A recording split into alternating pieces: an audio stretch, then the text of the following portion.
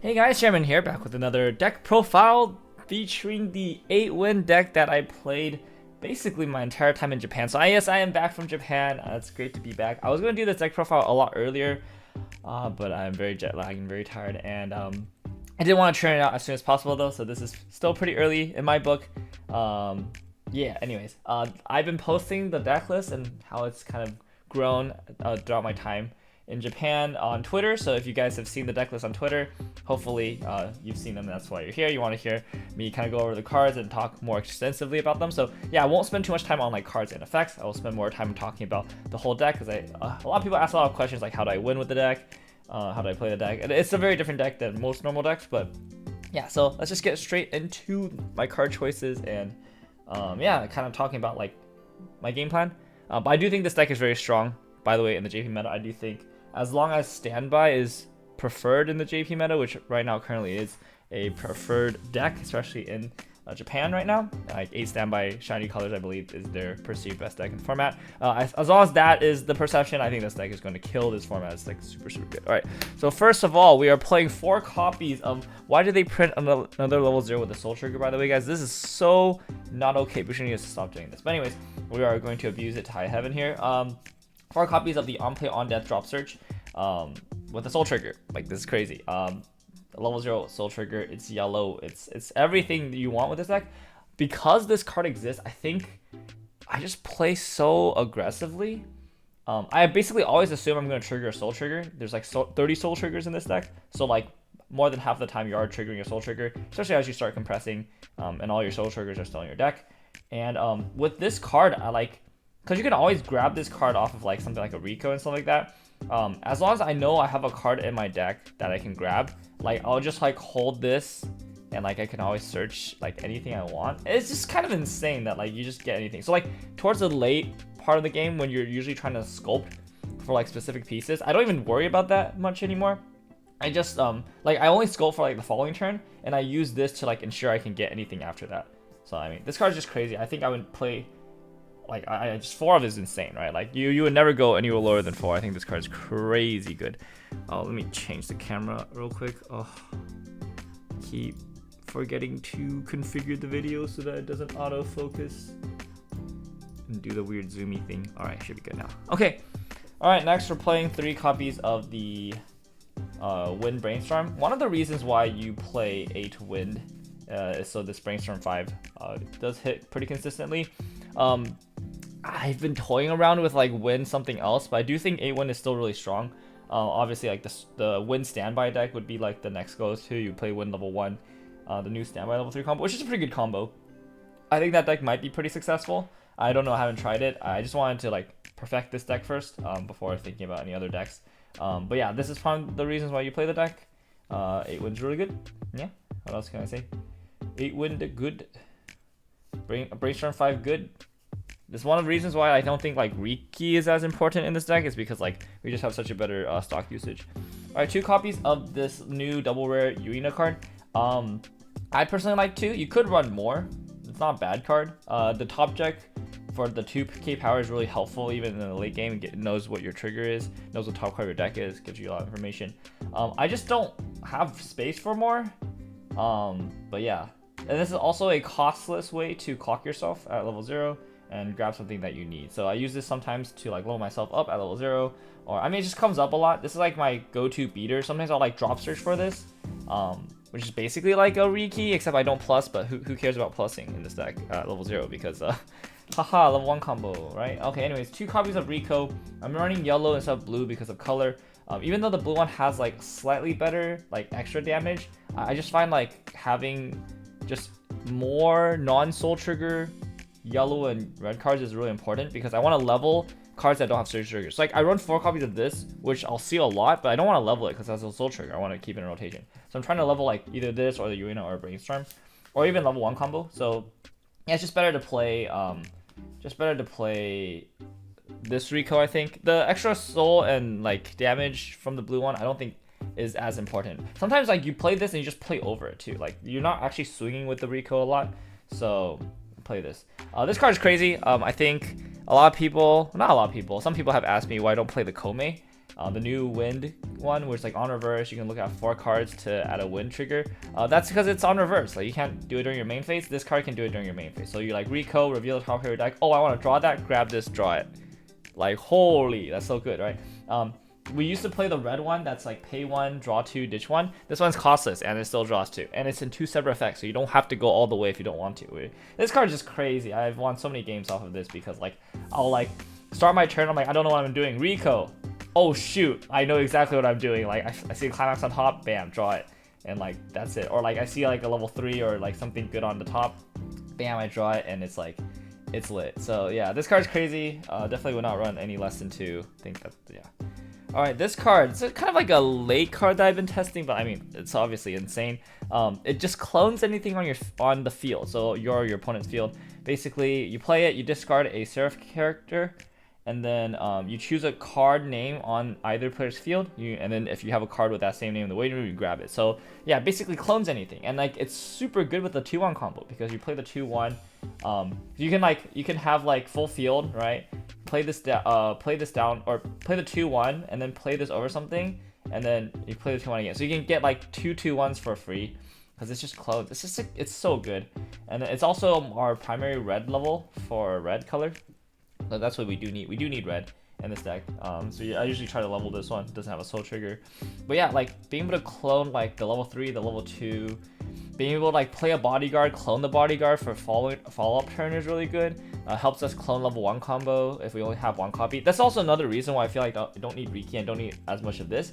Is like sometimes I just get 1 level 1 and this. That's double level 1 combo. That's +4 already. I don't need like more plussing, right? Like that's already super consistent. Sometimes like double clone brainstorm. Like it's just, this card's just so good. Yeah.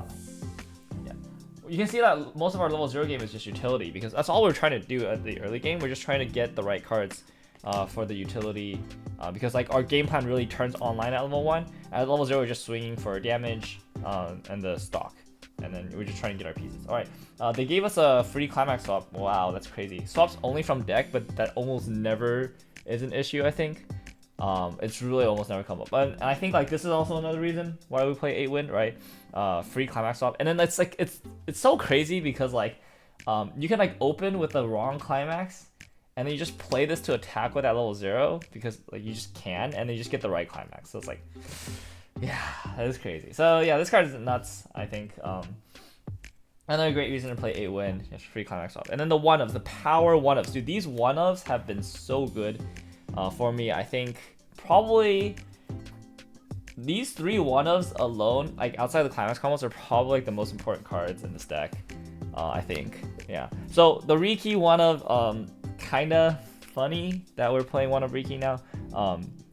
I do like 1-ofs a lot in decks where you can search really easily, and in this deck we have 4 drop search, 3 drop search brainstorm. We also have 2 Rico, which can grab any level 0 from the waiting room. So we have a lot of ways to get to our 1-ofs.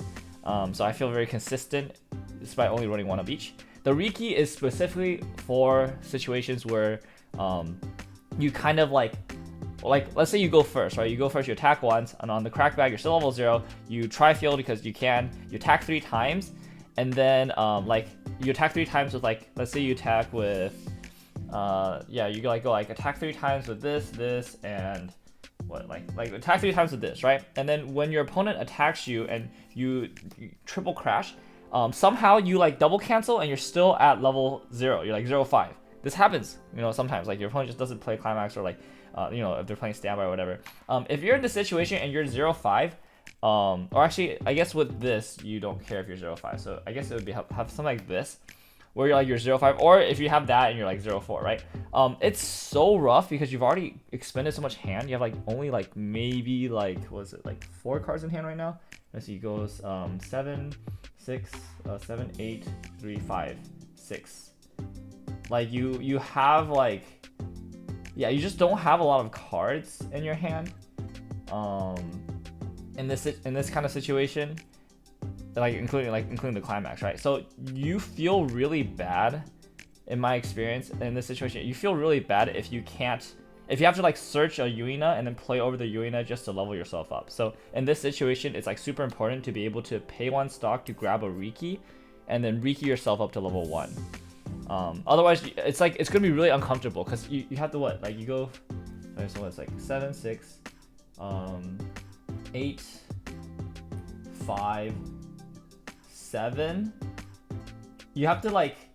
So if you have 7 cards in your hand and you have to play over Yuina, you go like 7, 6, 5, 4. You basically can't triple combo because the Climax combo requires 2 or more other, and that's after you start sending stuff to memory. So like if you don't have the Riki and you have to find a Yuina, play over the Yuina with the play over the Yuina with another character to search for something in order to level yourself up, I don't think you can actually send your level 1 Climax combo to memory in that situation. It's like it's really scuffed. So anyways, I like encountered that a few times and I was like, oh, I really need to add the Riki back in because like it actually comes up more than I anticipated. And then yeah, ever since adding the Riki back, I just found a lot of edge cases where like searching for the Riki was really good.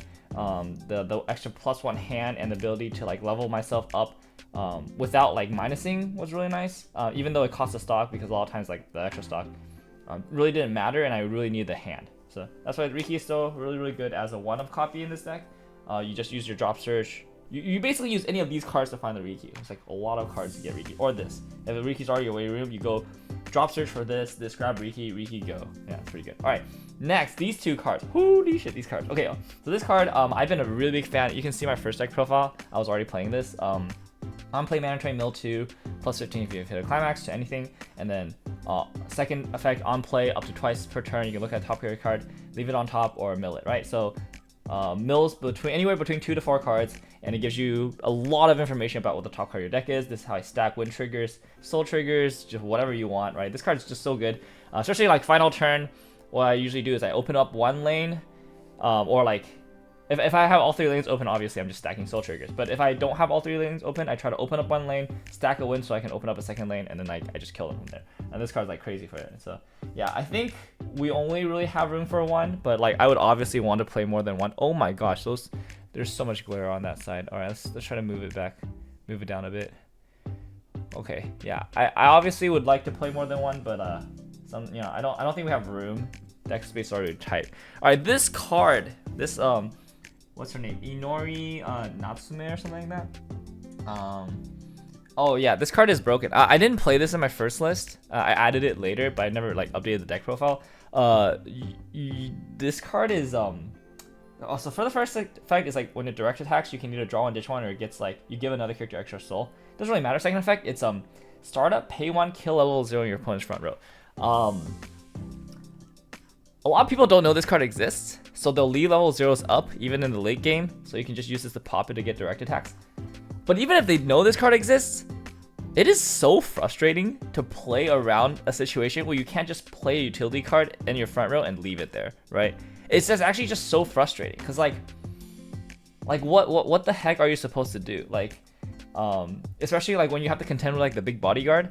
So they have to beat the bodyguard, which usually means that they have to like bounce it or something, right? Or they have to beat it on all 3 lanes or somehow, like, which is like really hard. Like, how do you beat 15-5 in like triple lanes? Because like sometimes what they'll do is they'll like bounce it, and then now that they bounced it, they would want to play a utility card in that lane, right? To like hand fix or like to do stuff with the utility card, and then attack with the utility card because it's a 0. But then you just use this to pop it. So they can't do that. They have to play like a level 1 or higher, right? Which is like really frustrating for your opponent, and like a lot of times they can't afford to do that.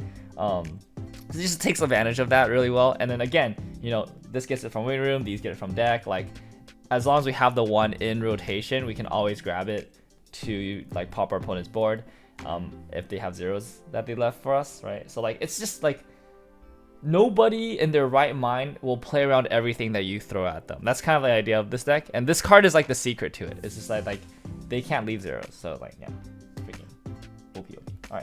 All right, moving on. Level 1 combo, pretty self-explanatory.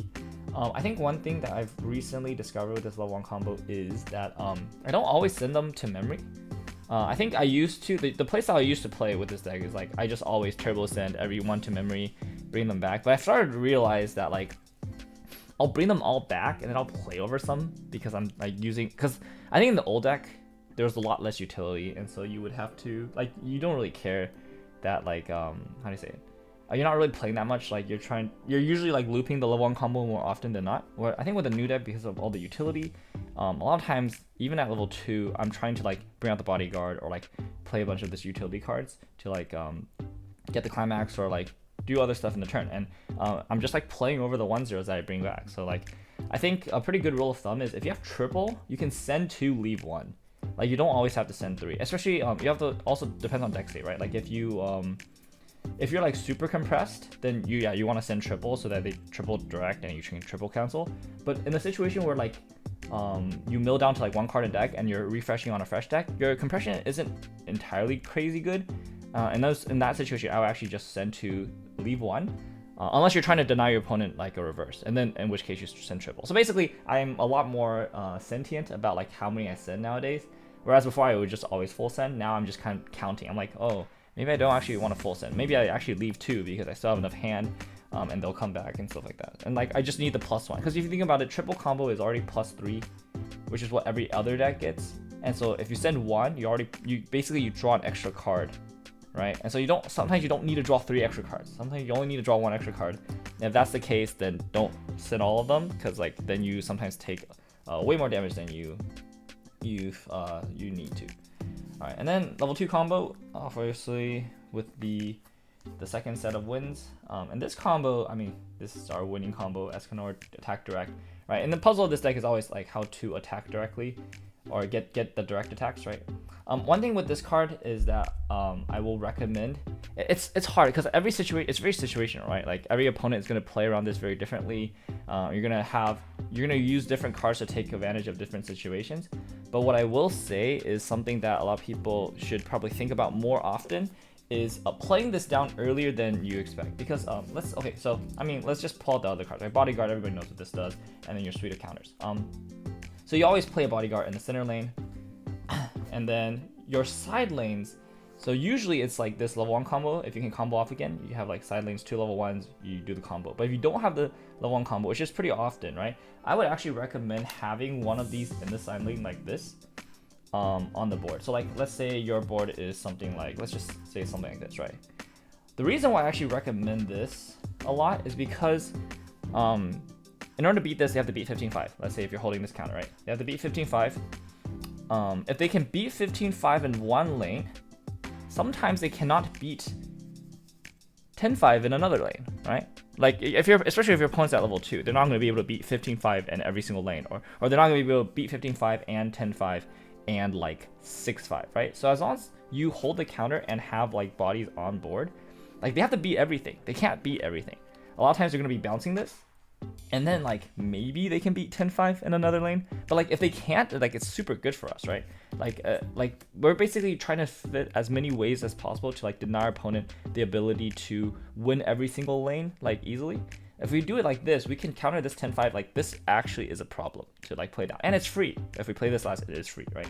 So I think that's something that I would recommend people experiment with. Like don't worry about like losing this card, because like if you weren't getting the direct anyways, this card is useless, right? Like you're gonna have to sack in order to get the win trigger off the top. So like you might as well play it down for it to be like a 7-5 body that you can back up to 10-5 and threaten the direct, right? If they're gonna beat the 10-5, then they're gonna beat the 10-5. It's fine, like not a big deal. So yeah, anyways, that's like kind of the idea with our level 2 game. Is we just kind of want to present threats on the board and have our opponent struggle to answer them, and eventually they will not be able to answer all of them, because no deck in the world could possibly answer every single thing, right? Like, and you're not gonna have like a perfect game every single game. So anyways, that's our the Bodyguard strat 2-1. We're still playing this anti-change because it has a soul trigger.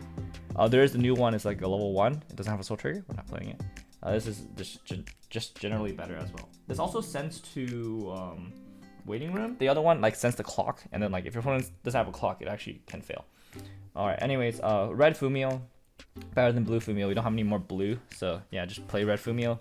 Also has a soul trigger. All right, this is the card that we could probably cut from this deck. It's stock bomb, or is it? No, yeah, anti-overload stock bomb, and on attack +15 to 2 characters and hand encore. cross turn. I used to use this alongside the Bodyguard to buff the Bodyguard even bigger, but now I don't think it's as necessary. Like I'm not all in on the Bodyguard anymore because of this card. This card's crazy. Like just being able to pop zeros means that our opponent has to play around a lot more than just the Bodyguard. So I don't want to put all my eggs in the Bodyguard basket. I want to kind of diversify my threats a little bit. So I don't really go for this that much anymore, and I think we can cut it for something else. So I'll share a little bit more on what I think we can cut it for later. Anyways, 2 Tama down from 3. I think just to make room for like more cards that we have. 2 feels fine. Like I don't feel like I'm going for this that much anyways. Just good to have a healer though. All right, and then level 3s. Oh, we're playing this new one. This one is sick. This card is so sick. All right, this Yuki is on play, form or other, you can blind stock 1, and then on play reveal top card of your deck. If it's a Seraph character, burn 1. So the way this works with our deck is that we play this card with full board, right? And we reveal the top card of our deck, and then if it's a Seraph character, we can burn 1. If it's not a Seraph character, it's a Climax, which means we're getting a direct attack, right? That's sick. And then, depending on the Seraph character, if it's a soul trigger, and we know that we have a direct attack already, we can leave it on top so we can direct attack with the 2/1 and get the extra soul or the extra damage. But if it's not a soul trigger, we know we can safely blind stock it, and now we have another chance to go for a soul trigger, right? So I can definitely do stuff like where we would play this, we check it's not a soul trigger, we blind stock it, and then we go, like we play another one, right? And check if it's a soul trigger or a win, or we can play like a Rico. I play a Rico, okay, check, it's not soul trigger again, but it's like a card want, maybe it's like maybe it's this card, or like maybe it's this one. So then we go pitch, grab this, we draw it. You know, like the top deck information is so crazy because we have like the Rico and like the card that draws. So like there's so many plays you can do because like all the information you get. And then you can loop this, you can play one of these, play this, clone it, play another one. And then because this refund stock, you just like this refund stock, it like doesn't matter how much stock we really have at the end. Like the more we have, the better, obviously, because we can just do crazier and crazier plays. But even if we don't have that much stock, I think like 4 stock you can do. Well, 4 stock is like 3 of these and this and a brainstorm at the end, something like that. Even with 3 stock, I think if you have 3 stock full board, you can do this into 2 stock, play all these, I mean you can, because after playing this you can always play more, like 1 stock more of stuff, right? Yeah, it's just crazy. So yeah, this card's really good. I think 3 copies feels pretty good. I was at 4 at one point, but I think 4 was a little too much, so I cut it down to 3. I think 3 is fine. It's just enough finishing power that we need, and it really increases our range because our range is all burn 1, or like damage is all burn 1, so it really increases the range in a really meaningful way, I think. Really good. Okay, and then the last card is the level 3 Climax combo, part of this combo.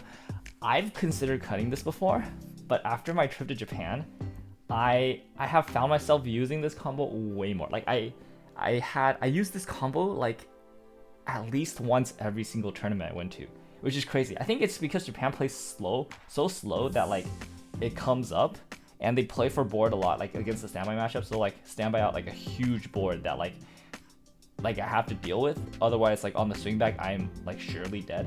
So I'll like go for this, not trying to kill, but just to like wipe their board, so that they don't have like any resources to swing back at me. But this does come up, like it has come up, and it's like the kill is like not that bad. Like if your opponent is like really uncompressed, and they put all their like eggs on their board basket, like I think.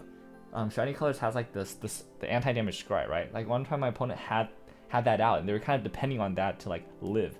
So I just used this to blow that up, and then they didn't have any more way of like dealing with the ones, and so like the ones just killed them. So like, yeah, I mean, I just think yeah, I think this is still pretty good. I think it's like worth playing it as a one-of.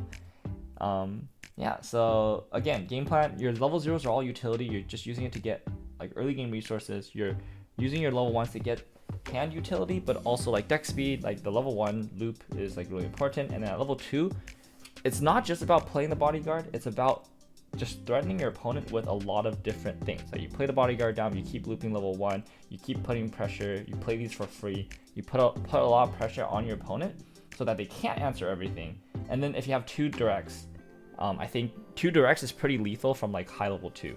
right? Because 2 directs is, again, we have 30 soul triggers now, so 2 directs is kind of like 8 damage, right? -1 for every climax that they cancel, but then with all those cancels, then it's like, you know, then they probably can't cancel like the last swing. And then with this, because the burn one gets you even closer, and it also represents like an extra swing, I do think that this deck kills from like high level 2 pretty consistently now, as long as you have the directs. And I think this can help you get the directs. Just playing these down and countering, protecting them with counters will help you get the directs and all that stuff. Okay, that being said, all right, let's talk about potential upgrades. All right, so as I mentioned, I do believe that this can be cut, right? I do think this card is that good. What I do think is a pretty good addition is this card. So this card, I've been thinking about this a lot. Okay, so this card, it's 2/1/3K. It gets a 8K power if it has a marker, and it gets a marker by on play. You reveal the top card of your deck. If it's a Seraph character, you can put it underneath this card as a marker. Again, top deck information is really good, right? If we see it as a soul trigger, you know, maybe we don't marker it, we attack directly with this, you know, damn, that's great. But more importantly, when this reverses a battle opponent, you can pay 1 and both players burn 1, right? So like you take 1 damage, your opponent also takes 1 damage. There's the 1/0 that it's supposed to go with. So this 1/0 makes it so that you don't take damage from the burn 1, and only your opponent does. So it's kind of like, it's basically the Hulk effect. And this is Hulk at home, but like kind of not at home because it's pretty good. This is also like not a bad card, but most specifically with this, I think the idea with this in this deck is like, we basically make it so that even if our opponent leaves a board, they're still kind of screwed because they're going to be taking burn damage regardless, right? So it's like they leave a board, they get burned. They don't leave a board, they get burned. They leave zeros on board, we pop them. You know, it's great. And then even if they leave everything, we can't kill, we can't pop, we can still sculpt for the win, we can still stack wins, you know, dig for the wins, and then we can still blow their stuff away and still direct. So like, I do think this card is pretty good. Potentially at just one copy I think is good, but if we potentially add more copies of this, we can play for this rather than the Bodyguard, which is a little bit more flexible and also kind of punishes our opponent for like triple crashing, right? Like if they so like the Bodyguard turn is like basically or like we punish our opponent for leaving stuff alive, so we're not as dependent on the Bodyguard from like fulfilling its duty to clear the lanes. We can use this to kind of play around it. So this is just an idea. I haven't fully tested this, but I do think at least the 1 of copy is better than this. And I do think like maybe a small package, like 3 of that and like 1 of the 1/0 could potentially come in this deck and like give it that additional layer of like interactivity. But otherwise, I think this is pretty much how this deck works. I do think I would like to get some gameplay video out for this deck. I think it does look weird when you're actually playing it. It's kind of hard to imagine just by looking at the list. But I mean, I think this is something that you just have to kind of sleeve up with these numbers. I think these numbers are pretty optimized, so you have to just kind of sleeve it up and just test it for yourself, and just kind of feel comfortable playing for.